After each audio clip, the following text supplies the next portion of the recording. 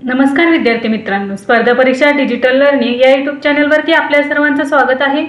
विद्यार्थी मित्रांनो, आज आहे 26 मार्च 2024। तर आपल्या डेली करंट अफेअर्सच्या सीरीजमधील काही महत्त्वाचे चालू घडामोडींचे घटक आज आपण अभ्यासूया। चला तर मग आजच्या व्हिडिओला सुरुवात करूया। फर्स्ट क्वेश्चन आहे, पहिला जागतिक असमानता संशोधन पुरस्कार कोणाला मिळाला आहे? तर या प्रश्नाचे योग्य उत्तर आहे बीना अग्रवाल आणि जेम्स बॉयस।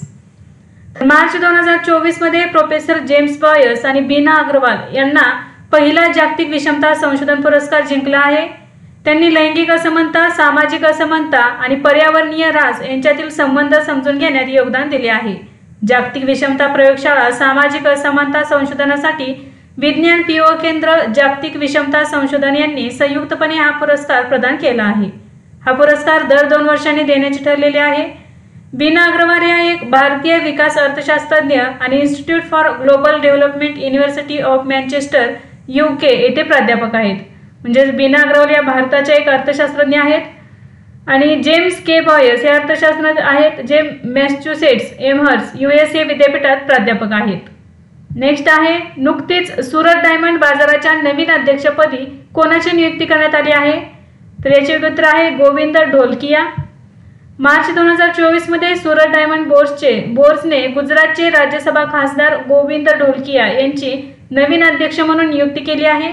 मागील अध्यक्ष वल्लभभाई पटेल लखानी यांनी त्यांच्या पदाचा राजीनामा दिल्यानंतर ही नियुक्ती करण्यात आली आहे। विविध हिरे व्यापाऱ्यांचा विचार केल्यानंतर समितीने एकमताने येसारखे डायमंड्सचे मालक आणि SDB सल्लागार समितीचे सदस्य ढोलकिया यांना नवीन अध्यक्ष म्हणून नामनिर्देशित करण्याचा निर्णय घेतला।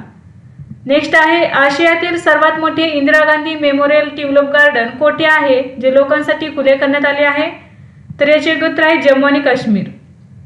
23 मार्च 2024 रोजी आशियातील सर्वात मोठे Indira Gandhi memorial tulip garden लोकांसाठी खुले करण्यात आले आहे। इंदिरा गांधी मेमोरियल ट्यूलिप गार्डनला पूर्वी सिराज बाग म्हणून ओळखले जात होते। काश्मीरमधील श्रीनगर सरोवर आणि झाबरबान टेकड्यांमध्ये हे वसलेले आहे। नेक्स्ट आहे, युनायटेड किंगडम मधील वेल्स सरकारचा पहिला कृष्णवर्णीय नेता कोण बनला आहे? तर याचे उत्तर आहे वॉन गेथिंग। वॉन गेथिंग हे UK मधील सरकारचे पहिले कृष्णवर्णीय नेते बनले आहेत। वॉन गेथिंग यांची वेल्सचे पहिले मंत्री म्हणून निवड झाली आहे। त्यांना विधिमंडळात 51 पैकी 27 मते मिळाली। आता UKच्या 4 पैकी 3 सरकारांमध्ये गोरे नसलेले नेते आहेत। वेल्सची लोकसंख्या सुमारे 3 दशलक्ष आहे।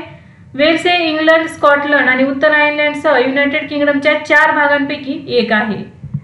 नेक्स्ट आहे, कोणत्या देशातील डॉक्टरांनी प्रथमच डुकराच्या किडनीचे यशस्वीरित्या मानवामध्ये प्रत्यारोपण केले आहे?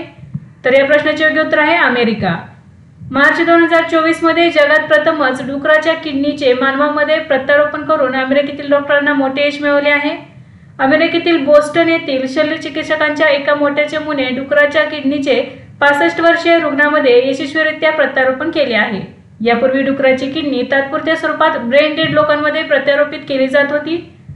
नेक्स्ट आहे, अलीकडेच कोणत्या अंतराळ दुर्बिणीने शिव आणि शक्ती नावाच्या ताऱ्यांचे 2 प्राचीन प्रवाह शोधले आहेत? तर याचे उत्तर आहे गाया स्पेस टेलिस्कोप। मार्च 2024 मध्ये युरोपियन स्पेस एजन्सीच्या गाया स्पेस टेलिस्कोपने शिव आणि शक्ती नावाच्या ताऱ्यांच्या 2 प्राचीन प्रवाहांचा शोध लावला आहे। जर्मनीतील हायडेलबर्ग येथील मॅक्स प्लँक इन्स्टिट्यूट फॉर ॲस्ट्रॉनॉमीच्या ख्याती मलान यांच्या नेतृत्वाखालील या प्राचीन वस्तूंचा शोध लागला आहे। ख्याती मलान यांच्या म्हणण्यानुसार या ताऱ्यांच्या जन्मापासून आकाशगंगेत बरेच बदल झाले आहेत। संशोधकांनी त्यांना शक्ती आणि शिव अशी नावे दिली आहेत। गाया स्पेस टेलिस्कोप 2013 मध्ये लॉन्च करण्यात आली। गया अंतराळयान हे युरोपियन स्पेस एजन्सीद्वारे चालवले जाणारे एक मिशन आहे। नेक्स्ट आहे, चिलीमध्ये भारताचे पुढील राजदूत म्हणून कोणाची नियुक्ती करण्यात आली आहे? तर अभिलाषा जोशी यांची नियुक्ती करण्यात आलेली आहे। मार्च 2024 मध्ये IFS अधिकारी अभिलाषा जोशी यांची चिलीमध्ये भारताची पुढील राजदूत म्हणून नियुक्ती करण्यात आली आहे। ते 1995च्या बॅचचे IFS अधिकारी आहेत। ते सध्या परराष्ट्र मंत्रालयात अतिरिक्त सचिव म्हणून कार्यरत आहेत। नेक्स्ट आहे, मुख्यमंत्री पदावरती कार्यरत असताना अटक होणारे पहिले मुख्यमंत्री कोण ठरले आहेत? तर अरविंद केजरीवाल ठरलेले आहेत। मार्च 2024 मध्ये अंमलबजावणी संचालनालय म्हणजेच EDने दिल्लीचे मुख्यमंत्री अरविंद केजरीवाल यांना 2002च्या मनी लॉन्ड्रिंग प्रतिबंध कायद्याअंतर्गत दारू धोरण घोटाळ्यात अटक केली आहे। मनी लॉन्ड्रिंग रोखणे हा त्याचा मुख्य उद्देश आहे। जयललिता या 1996 मध्ये अटक झालेल्या पहिल्या माजी मुख्यमंत्री होत्या। बँका, म्युच्युअल फंड आणि विमा कंपन्यांना त्याच्या कक्षेत आणण्यासाठी 2012 मध्ये त्यात सुधारणा करण्यात आली आहे। नेक्स्ट आहे केरळ राज्यातील कोल्लम येथे सापडलेल्या आयसोपॉडच्या नवीन प्रजातीचे नाव कोणाच्या नावावर ठेवण्यात आले आहे? तर याचे उत्तर आहे इस्रो। मार्च 2024 मध्ये संशोधकांनी केरळच्या किनारपट्टीवरील खोल समुद्रात आयसोपॉडची नवीन प्रजाती शोधून काढली आहे। या आयसोपॉडला भारतीय अंतराळ संशोधन संस्थेच्या नावाने नाव देण्यात आलेले आहे। या आयसोपॉडला ब्रूस्टो इस्रो असे नाव देण्यात आले आहे।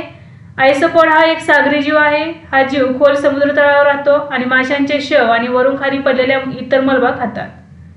नेक्स्ट आहे पृथ्वीवरील सर्वात दुर्गम बिंदू असलेल्या निमोपर्यंत पोहोचणारा पहिला व्यक्ती कोण बनला आहे? तर क्रिस ब्राउन हा व्यक्ती बनलेला आहे। क्रिस ब्राउन हे ब्रिटनचे आहेत। मार्च 2024 मध्ये ते प्रशांत महासागरात वसलेल्या पॉइंट निमोवर पोहोचणारा क्रिस ब्राउन हा इतिहासातील पहिला व्यक्ती ठरला आहे। पॉइंट निमो न्यूझीलंडच्या पूर्वेस दक्षिण प्रशांत महासागरात स्थित आहे। पॉइंट निमो हा एक काल्पनिक बिंदू आहे। पॉइंट निमोच्या उत्तरेला सर्वात जवळचा भूभाग डसी बेट आहे, जो पॉइंट निमोपासून 2688 किलोमीटर अंतरावर आहे।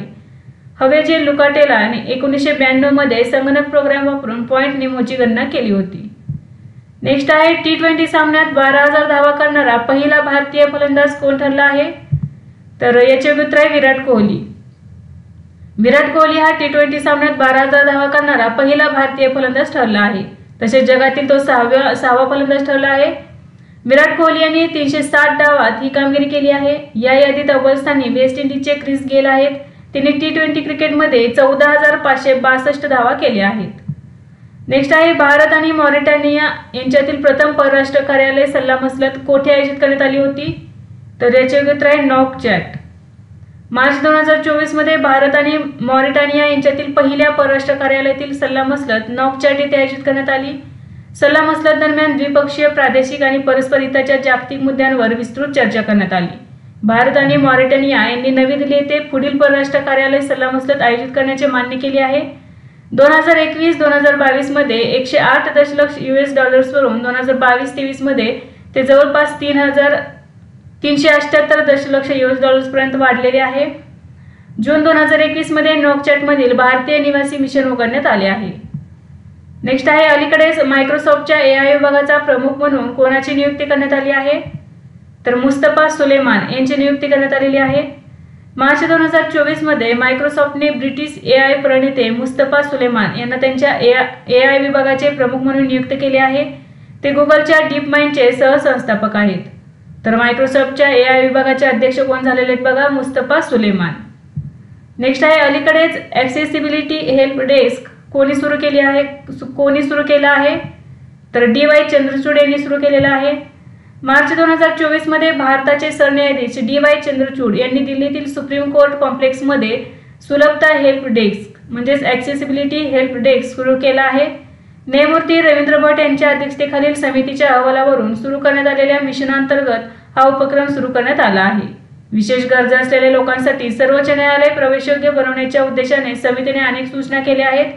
यामध्ये केवळ अपंगच नाही तर ज्येष्ठ नागरिक, गरोदर महिला आणि विशेष सहाय्याची गरज असलेल्या इतर सर्व लोकांचाही समावेश आहे। नेक्स्ट आहे दरवर्षी गुलाल गोटा हा पारंपरिक सण कोठे साजरा केला जातो? तर जयपूर राजस्थान या ठिकाणी साजरा केला जातो। दरवर्षी गुलाल गोटा हा पारंपरिक सण जयपूर राजस्थान येथे साजरा करण्यात येतो। जयपूर राजस्थानच्या काही भागांमध्ये 25 मार्च 2024 रोजी होळीची एक अनोखी परंपरा गुलाल गोटा साजरी करण्यात आली। कोरड्या गुलालाने भरलेले छोटे लाख गोळे तयार करून त्याद्वारे रंगांची उधळण करण्यात येते। तेथील मुस्लिम लाख निर्मात्यांनी तयार केलेली ही परंपरा 400 वर्षांपूर्वीची आहे। तर विद्यार्थी मित्रांनो, आज आपण काही महत्त्वाचे चालू घडामोडीचे घटक अभ्यासले। यासारखेच नवनवीन व्हिडिओ पाहण्यासाठी चॅनलला लाईक करा आणि सबस्क्राईब करायला विसरू नका। धन्यवाद।